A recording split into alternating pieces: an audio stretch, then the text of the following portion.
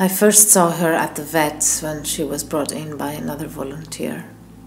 She had been found earlier that day in the outskirts of Athens, running away from a pack of males that were chasing her around. She was in heat. People often ask why females are a priority in rescue. Oh, but how could they not be?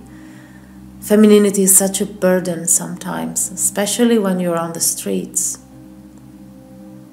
She had 2 huge tumors in her breasts, huge, and she just stood there on the examination table, not making a sound, as if she had completely surrendered to the strangers around her.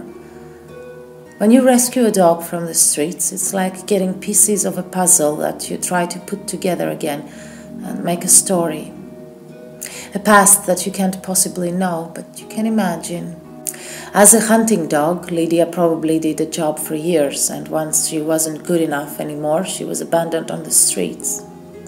Who knows how many purebred puppies she delivered, sold to hunters around the country, destined to have the same fate as her, or worse, until her body had had enough.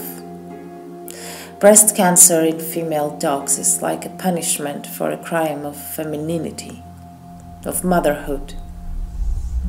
How unfair is that? Before we had the chance to schedule her first operation, her huge tumor bursted and Lydia was transferred to the clinic bleeding.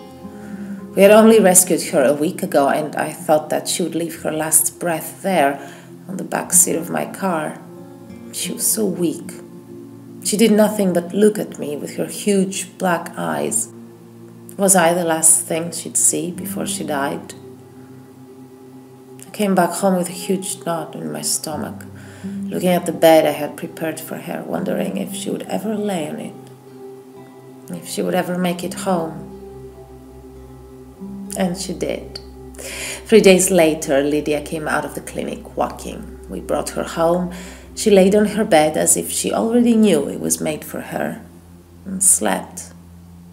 She looked so weak and fragile those first days that I didn't know how to handle her.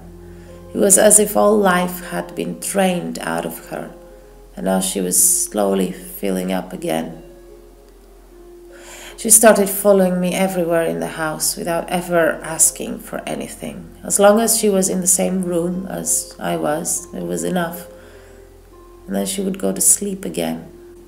It was as if she had lived here before, as if she recognized me and my dogs and my cats, and at the same time, it was as if she had forgotten who she was and how she ended up here. She would often stand still for entire minutes, as if her body had just forgotten what her brain had instructed her to do. As if she had just landed in an unknown place and didn't know what to do and where to go. She was so weak on her legs that we started her on vitamins for her joints, thinking that it was arthritis that made her walk funny and sometimes stumble and fall. After she had the stitches removed, I took her to the park with my other dogs. I thought that if she got too tired, I could leave her in the car to rest. But Lydia didn't want to rest. While she was loose, it was as if she remembered something she had forgotten, something from a past life. I don't know what it was that triggered her that day, but she started running like a puppy with a beautiful smile on her face.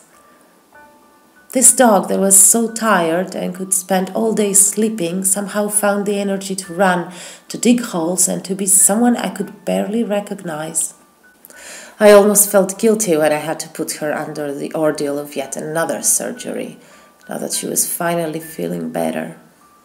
Her breasts were full of small and big tumors, and 1 month after her first operation, she went under the knife again.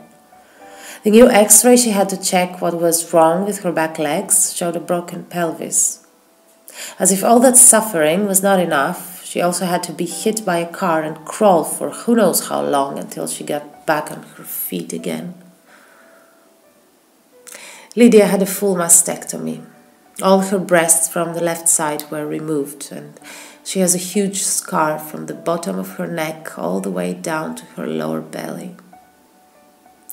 I thought that, again, it would take her weeks to recover, but Lydia doesn't have any time to waste. 3 days after the surgery, she went back to enjoying life. Every new thing she does seems to be triggering a memory. It's as if she's learning how to live again from scratch, as if she's learning how to be a dog again, how to wag her tail and how to be loved and spoiled. No one can tell for sure how much time she has left. She's about 10 years old and the cancer has not metastasized. Not yet, anyway. For now, we are just trying to keep her as happy as she can possibly be. She might have 2 years ahead of her. She might have a few months, but what is the importance of time, really? For dogs, time in the past or time in the future is not of any importance. The importance is time in the present, in the small, insignificant moments during the day. That moment when she dreams in her soft bed expands in time and makes up for all the nights she spent in the cold. That moment when she runs carefree and happy covers up years of a life she didn't deserve. It blurs them, it makes them fade away. And that moment when she surrenders to every new human she meets makes whoever neglected her and abandoned her disappear, as if they never existed.